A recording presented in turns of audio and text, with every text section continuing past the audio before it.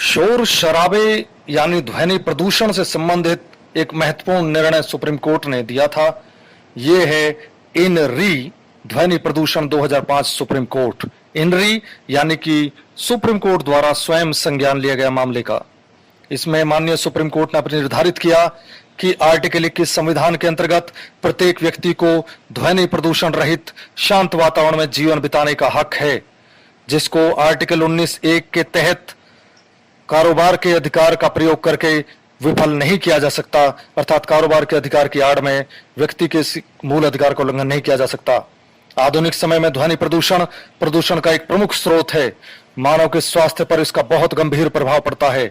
ध्वनि प्रदूषण के कारण मनुष्य का सोना, सुनना, बातचीत करना और शारीरिक और मानसिक स्वास्थ्य बुरी तरह प्रभावित हो सकते हैं और कई मामलों में होते हैं। यहां तक कि मनुष्य पागल तक हो सकता है।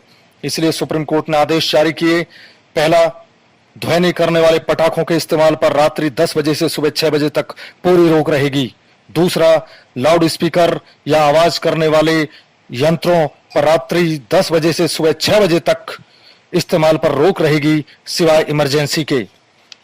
और साथ ही दिन के समय भी ऐसे मशीनों के इस्तेमाल में जो आवाज शोर का स्तर है यानी ध्वनि का स्तर है वो 10 डेसिबल से ज्यादा नहीं होना चाहिए।